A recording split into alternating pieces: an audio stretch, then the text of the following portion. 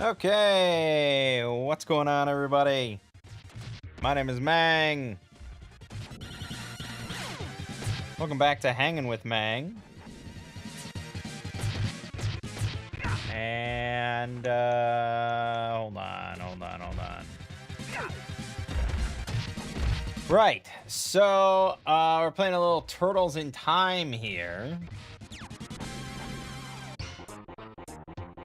And we're playing in ultra wide because I'm too lazy to switch back and forth between ultra wide and OBS and 16:9. So just deal with it.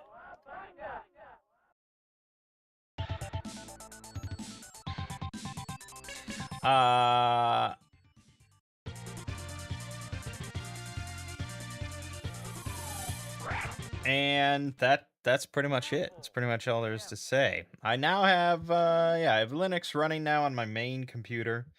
So you are watching real live footage of RetroArch on Linux. And yeah, so far I'm a big fan, to say the least. Big fan. I mean, RetroArch is on Windows, and everything that sort of I'm doing here is on Windows. There's not much to say about that. OBS is on Windows, although I will say it seems a lot easier. There's a change, there's a difference on Linux with OBS. It's just a lot nicer for someone like me that's kind of like, I guess, a variety YouTuber. With OBS on Windows, at least, you have to like there's like a window, there's like a share window mode, and then there's like a game mode, and you always have to like flip between the window that you want to share, the game that you want to share, and it's kind of futzy usually. Like, some things don't really work on game mode, and then vice versa. Some things don't work on window mode. Sometimes I'll do display capture instead for like solo RPGs, so I'll just share my whole screen. And those are like three separate kind of modes. And then generally anytime you swap, you know, you always have to like futz with it. On Linux, though, there's just one mode. There's one mode through Pipewire, and you just click on that, and it brings up this very nice like selector screen that shows all your screens and all windows that you have active, and you just pick one, and then that's it. It's done. There's no futzing with it or anything. It's insanely good. I wish it was on Windows, but now I don't have to care what's on Windows or not because we got the future. In general, gaming on Linux has been a pretty phenomenal experience now. And I just want to keep preaching about it, really, because the more people that do switch over to Linux, the better things are going to get. And they're already pretty damn good. But Valve has done just, like, untold good for Linux gaming through Proton. I mean, it is just phenomenal. I have yet to run into a game that I can't play and doesn't run, like, as good as Windows. I mean, I do a lot of stuff with, like, obviously, like, weird kind of fringe indie games and stuff. I don't play a lot of big mainstream stuff, but I would expect most of that to run just as good, generally. And I have been watching videos. Oh yeah, we have retro achievements, by the way. Only 43% of people have cleared the first level. Great. Yeah, I've been watching some videos recently. More and more videos are popping up on tech channels of people trying out Linux and doing comparisons and blah, blah, blah. So, like Dank Pods just did a big video. We did a lot of big, multiple systems, just direct comparison between Windows and Bazite. And yeah, in general, Windows does still perform a bit better, at least on most systems. And he obviously caught some flack in the comments, and he knew he would, that all he did was just fire up Bazite and go. You know, he didn't really configure anything or tinker with anything. He wanted it to be an out-of-the-box comparison, which is fair. I mean, there's no faulting him for that, because a lot of people do want just an out-of-the-box experience. I mean, that's what he did on Windows, and it performed better in a lot of games. So, yeah, I mean, it is what it is. But he said that he plans on redoing that comparison, like, every few months, which is really exciting. I think a lot of people are taking a look at Linux now, like myself included, and I was like, yeah, I mean, it sounds pretty good, it sounds solid, and there's a lot that Windows just is shit at, or does badly, or is just annoying. So yeah, so far I'm quite pleased. I also today just finished the finishing touches on tomorrow's Exploring Series video. The 9-hour compilation. 9 more hours of exploring SCPs to fall asleep to. And that was my first sort of experience messing around with DaVinci Resolve. I would say overall, DaVinci Resolve is probably way too... It's too much for my needs. Like, I really probably could do fine with just a very simple video editor that's just like, yeah, put things on a timeline and then hit render. You know, it's like, it's generally what I do, but I'm used to Adobe Premiere. Like, I get it. I know how it works and everything. I can do my job pretty quickly on it. So I wanted an experience that was just similar to that. And DaVinci Resolve, you know, when you first load it up, it's like, hey, we're going to set up your window layout and stuff. You know, did you come from a previous program? We can set it up like that. And I said, yeah, Adobe Premiere. And I didn't compare, you know, I didn't look at the other window layouts or anything, but yeah, I would say it generally looks like Adobe Premiere. There's a lot going on. It's very robust. I skipped 98% of the options and the features and stuff. But in general, after configuring a few settings, yeah, I mean, it's pretty solid. And it's free, which is awesome. But then we got to the point of rendering it. And I remember when I did the 11-hour video that rendering that was a real bitch. But with Adobe Premiere, I have, obviously, my settings where I would like them, you know, for rendering. They're not good settings because I upload in 1080p and it's just still images, so it's not fancy or anything, but it's like, it works. It's basically like sort of a default, so I guess it's not much configured or anything, but it works. Here, though, you know, it's a new thing. There's new defaults, blah, blah, blah. And one thing I wasn't aware of is DaVinci Resolve does not support, in the free version, H.264 or 265 rendering. You can't output in 264 or 265 or really even, like, work with it. So I downloaded... Shamefully, I do not keep any backups whatsoever of any Exploring Series videos. So whenever I do need to reuse them, such as this case, I just download them off of YouTube. Which they're heavily compressed then, but again, I just use still images, so it's really fine. If I did make better videos, I probably should keep them back up, but yeah, the videos I downloaded off of YouTube of my own videos, I couldn't load into DaVinci Resolve. Because I obviously rendered them all in H.264.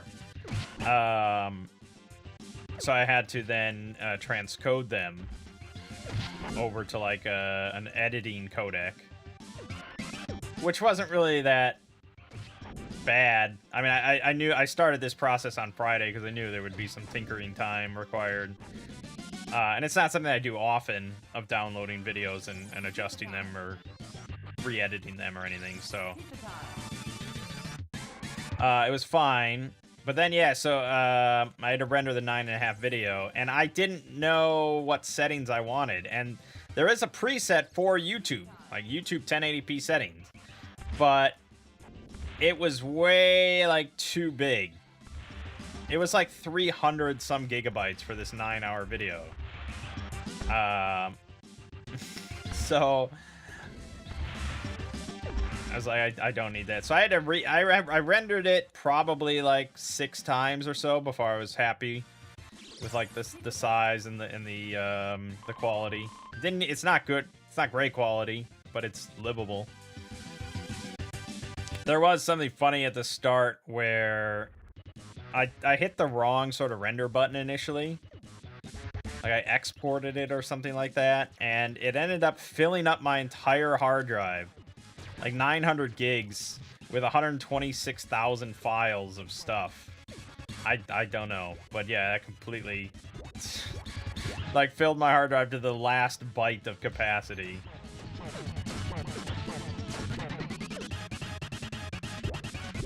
But otherwise, yeah, it's been good. And I'm like I said, I've got it on my laptop that I use for like streaming, the roll manging on Wednesdays now. I've got it on my two brothers' computer.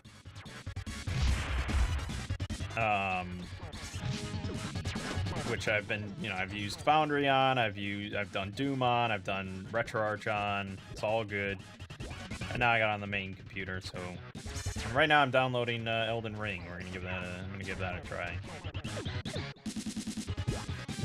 It's just very customizable too, which is nice. Like being able to just fully customize every bit of your UI, your interface and stuff. Like I've got now a custom like Steam skin that looks pretty good, and all my window layout and everything is sort of customized.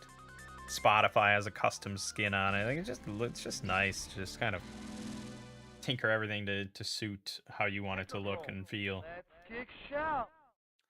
Anyways, enough about Linux, although you really should give it a look. I mean, I'm not gonna fart in your mouth and call it happy gas or anything. I mean, there's some tinkering involved. Like, it's not for the average normie grandma or something that wants. You can't just say like, "Hey, go install Linux. It's awesome." But at the same time, you couldn't tell that grandma like, "Hey, just reformat your computer and reinstall Windows." It's like, that's not gonna happen either. But I think if you set, like I said to my mom, like if I went into their house when they were out of town and I replaced all their Windows installations with Linux and made it look exactly like Windows, they would probably never be able to tell. Because most people just use the window browser, the browser anyways.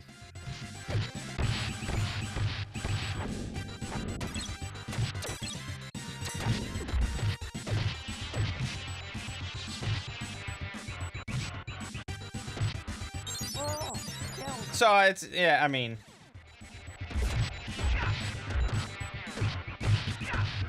I do think Valve is going to continue to do work. I would imagine SteamOS is probably going to be pretty plug and play for gaming, and I think that's going to be a pretty big boon for people that are just like, all right, I don't like Windows. All I want to do is just have a gaming machine. Fuck me up, and it's like, okay, here's SteamOS. So I think Valve is probably our best bet for a plug and play Linux operating system for gaming.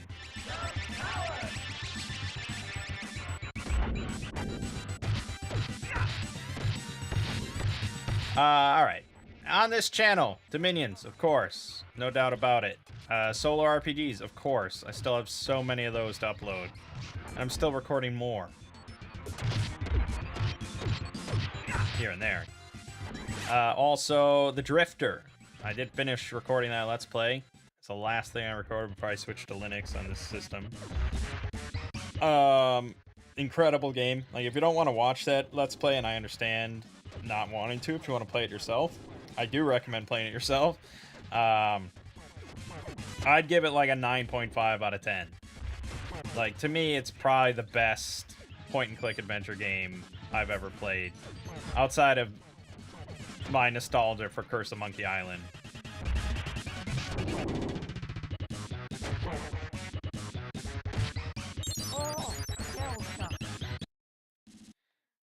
It's very good. It's a very good game. Very fun story, fun voice acting, fun characters, just good stuff. I mean, it's not all fun. There's some heartbreak and drama in there too, but it's good. So that's gonna keep uploading.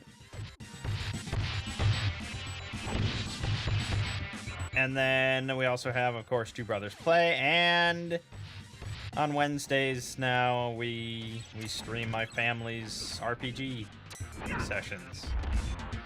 Plenty of fun.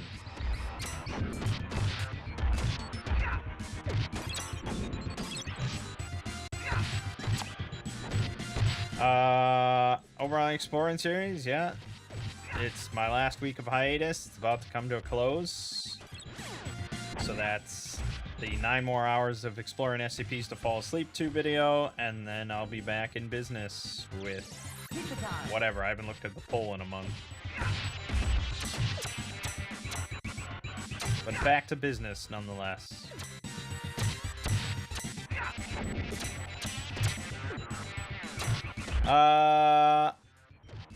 Right. Also, I'm not going to be streaming it, but, you know, last week I talked about how we were going to play Draw Steel, our second session of our Draw Steel campaign that I get to play in with LEGO. That didn't end up happening. My buddy, who's our DM, has just been having some issues, and he just does not have sort of the time or mental capacity at this point to DM, especially a system he's not very familiar with in Draw Steel. So he had to cancel the session, and then he was like, okay, well, what the fuck? Oh, that's such, oh my god, that's bullshit. So he had to cancel the session, and then he was like, well, we can play next Monday, so tomorrow we can play, but I'll have to step back from DMing. At least, you know, Draw Steel. I can maybe do something simple and light like Sprawl or Fate, or, you know, something very narrative and lightweight. Or Mangg can DM. And I was like, well, I'm fine DMing. Because I really want to introduce them to Shadow Dark and the OSR playstyle and stuff. And this is our best opportunity. And I would say I was kind of 50-50 on, like, me DMing Shadow Dark versus me playing Draw Steel. Like, I do really love to play. I much prefer it to DMing, but Draw Steel is largely combat. So, yeah. So, I will be starting a new Shadow Dark campaign for them, which is going to be probably a lot of fun. And my original thought was to do the Warhammer thing, Enemy Within, with Shadow Dark.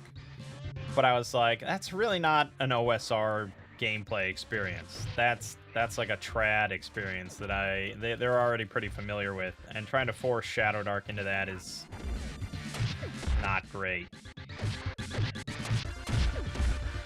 So instead, I want to give them a somewhat small, contained Shadow Dark experience that also isn't entirely just a dungeon.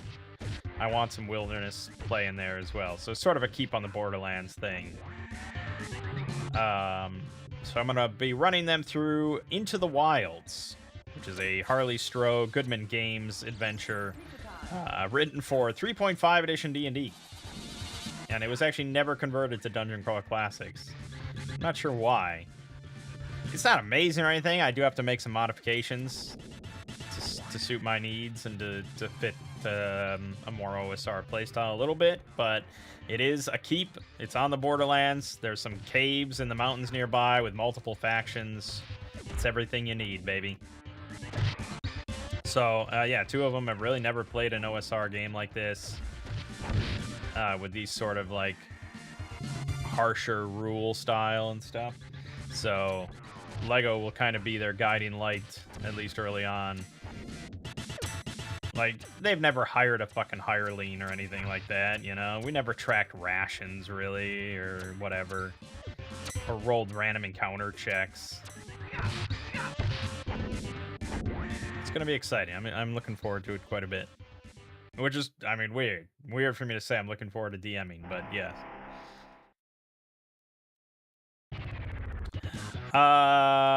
Yeah. So that's that.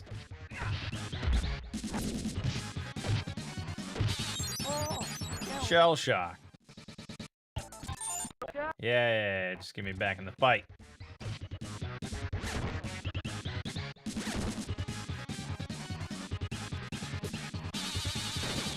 Shredder, you're so incompetent. Right, so then there's just my family RPG session, which I feel like I just have to continue summarizing each week, because I've done it so far. I may as well keep doing it, even though we're now streaming it. Right, so they were in the middle. They had gone down into this cellar of the old mill, the old stone mill tavern and restaurant. They had encountered some skeletons earlier and nearly died. So they retreated. They rested up for like 6 weeks of downtime. So they basically missed out on a couple side quests and failed them. That is the consequence. And it's important to have that consequence be there and have them be cognizant of that consequence.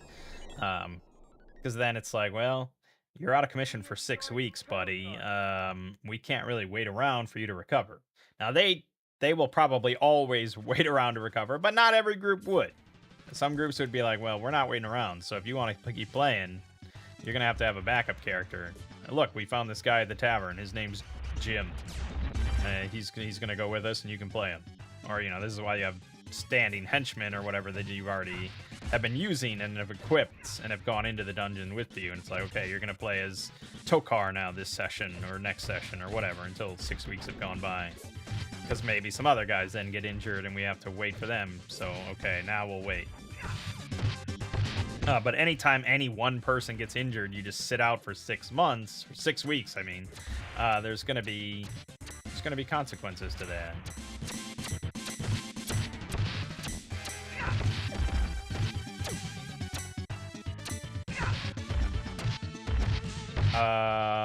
Right. But now they rested, recovered, all that. They went back down 6 weeks later, back down into the basement, and poked around. They uncovered this, like, demon skeleton in a cage in a secret room, and next to it was a pentagram in a magic circle with a silver dagger sitting in the middle of it. Very ominous. And the demon skeleton, like, activated, and its eyes started glowing, and basically spoke something vague and ominous to them about a sorcerer and how they failed and blah, blah, blah. It wasn't directed at the players. I'm really bad at these kind of games, by the way.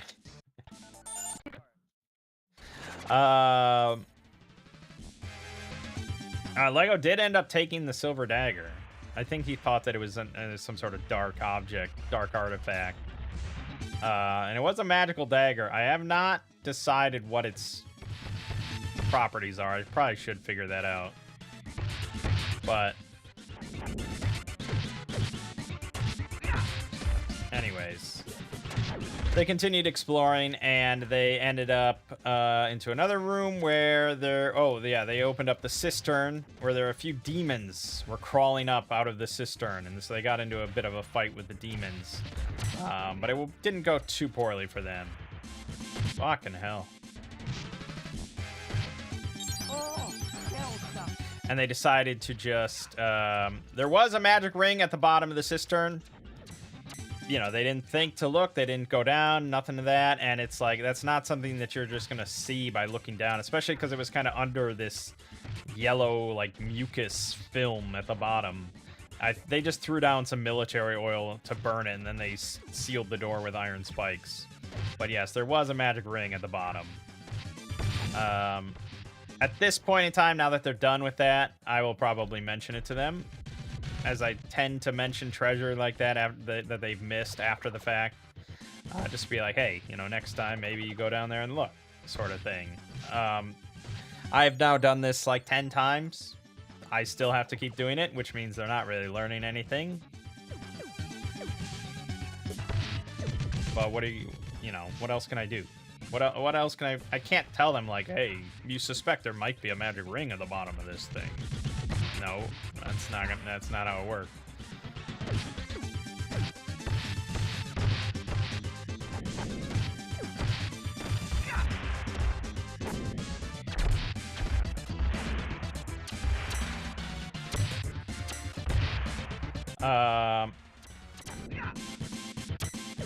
In another room, they found a scroll that the mage can read because it's written in Dwarvish, but the priest cannot read, which is unfortunate because it's a priest scroll. The mage asked if he could translate it into, like, common, because he reads Dwarvish, but I said no, it has to be a Dwarven priest. I'm not quite sure, I don't quite remember if that's the rules from Axe or anything, that it has to be a priest to read a divine scroll and a mage to read an arcane scroll. Like, you can't even read it otherwise. I don't remember. Maybe that's a little harsh. I'm not sure.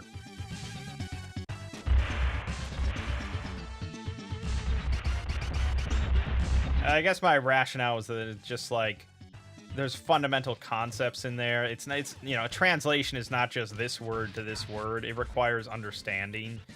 And the wizard just does not have that sort of divine understanding that a priest has, and vice versa. A priest could not translate an arcane scroll.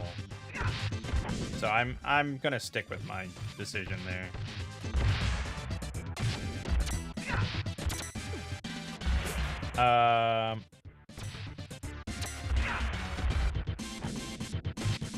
They also found a little crude map of some tunnels leading north and a sort of parchment journal entry. And this I actually had AI write for me, which is perhaps shameful, considering I could write it. I mean, I consider myself sort of a writer by occupation. I'm not a creative writer, but I'm sure I could have written it, but I was lazy. I'll be honest with you. I was a lazy bastard. And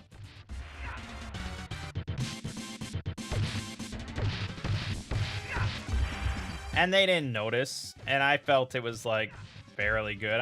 You know, I had to modify it a little bit to not be quite as cheesy, but they didn't notice. And it's fine.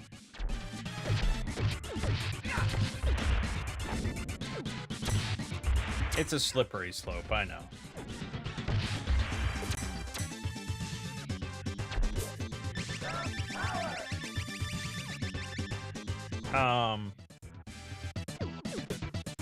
But basically, I wanted to have each dungeon sort of connect in some way to another dungeon, so they didn't have to rely entirely on rumors. There could be some more evocative plot hooks to connect different dungeons and lead to new quests. So I wanted to have each dungeon have some sort of connection to another thing. So for this one, I decided to connect it to the Forge of Fury, which is located to the north up in the mountains. It's like an old dwarven stronghold that was taken over by orcs many years ago. So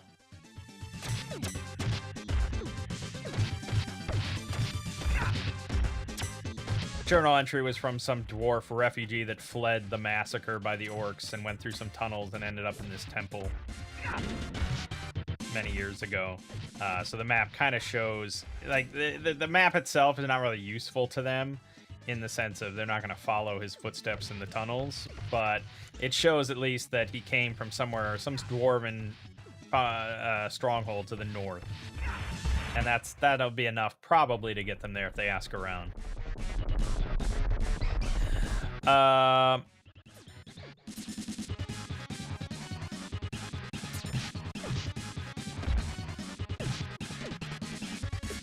Yeah. They fought some more rats, blah, blah, blah, and then they went down into the basement. They actually had their thief scouted out, which is good. They're learning. It's important. And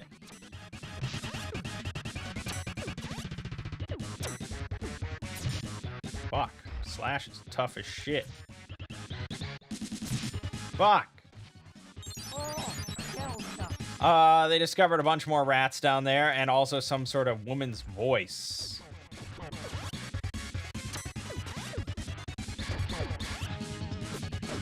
So they decided to set some sort of trap for the rats where they poured some military oil on the ground at the base of the steps, and they were going to lead the rats into it and then set it alight. Which is a decent enough plan. I think it worked out mostly in their favor. It wasn't that bad. I mean, they argued a lot about execution and how to do it and what they're doing and blah, blah, blah. Of course. I mean, they just can't commit to anything easily.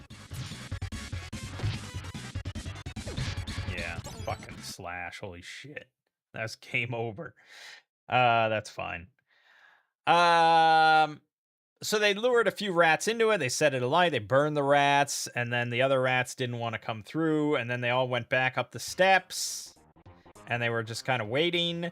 And I was like, okay, let's make this kind of epic. So the final boss of this dungeon is this 8-foot-long, like, mother rat that has all these baby rats, like, suckling on its teats and hanging from her teats and stuff. And I was like, okay, this rat...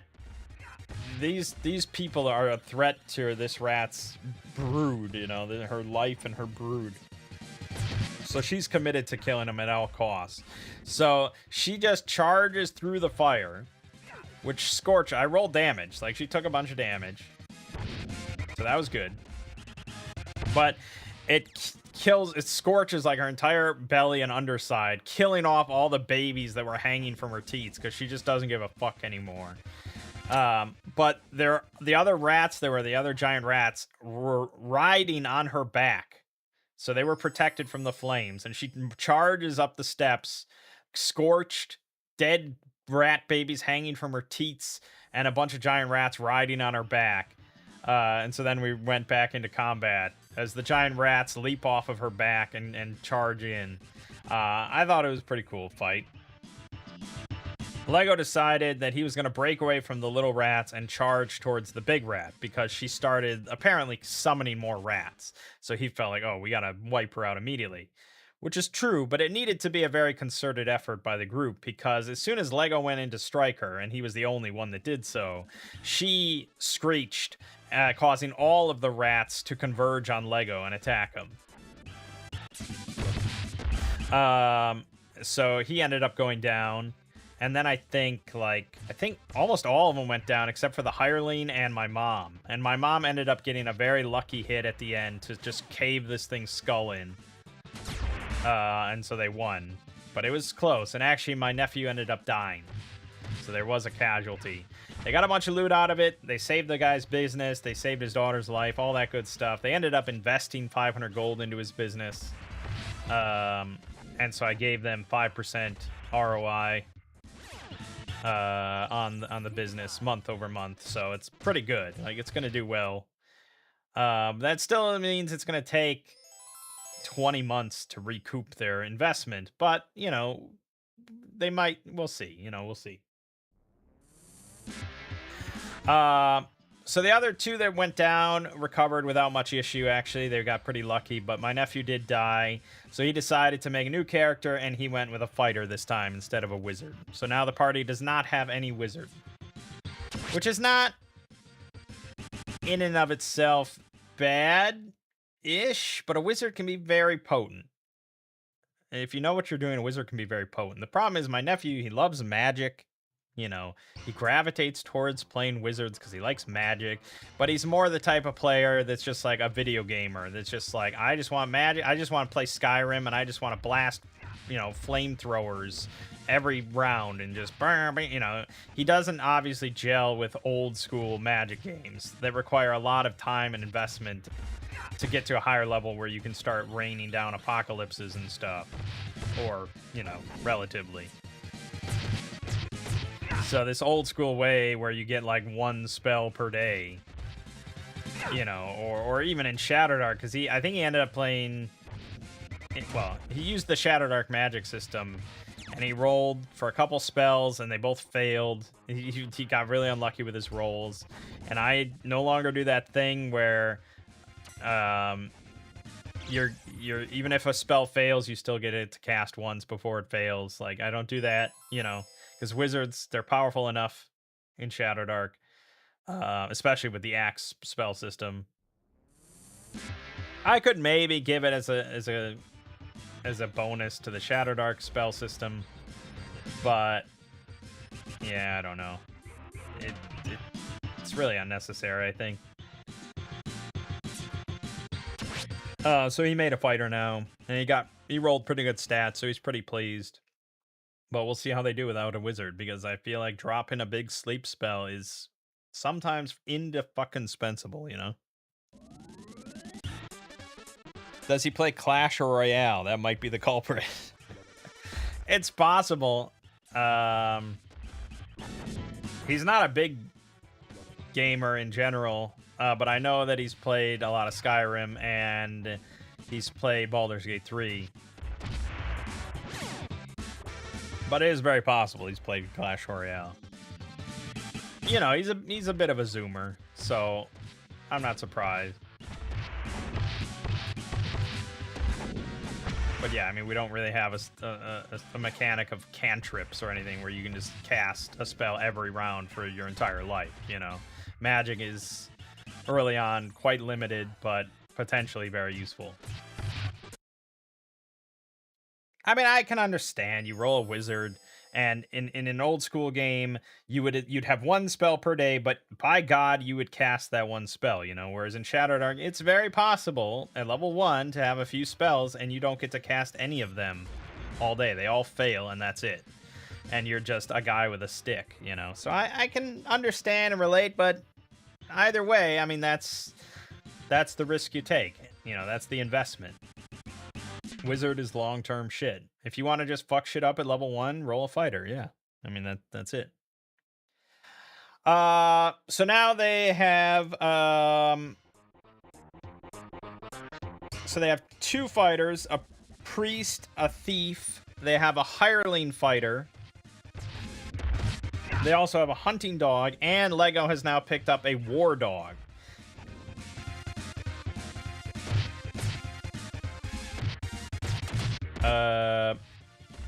Which will be interesting. He had to pay 75 gold for it, and it only has 11 hit points, so it's pretty... Yeah. And it doesn't take a half share of treasure. True. You just have to worry about food for it and stuff, but it also doesn't get any XP. But yeah, a team of war dogs, like if he went into animal training and stuff and had a team of war dogs, yeah, I mean, that's gonna fuck up some goblins, no doubt. It's kind of terrifying. But I'm glad he's thinking in this way now and trying to expand his options and trying to, maximize their capabilities outside of just their own characters. It's good stuff. So they're all set then, and I think they're going to be heading now to either the Goblin Camp, or more likely they're going to be going to the Elder Temple, where there's some vague darkness that the priest is warning them about, which is going to be the module from Grimsgate. So the Elder Temple from Grimsgate, which I did do solo, and maybe someday you'll see me play solo when I get around to uploading it. But yeah, it's another dungeon, but there's cannibal mole men in there, and undead.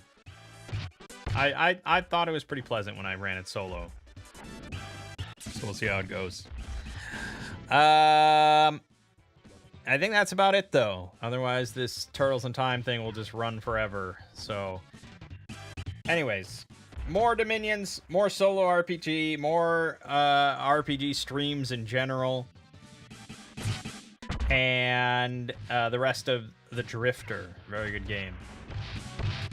And then over on the Exploring series, 9 more hours of SCPs to fall asleep to. It's really 9.5, I think.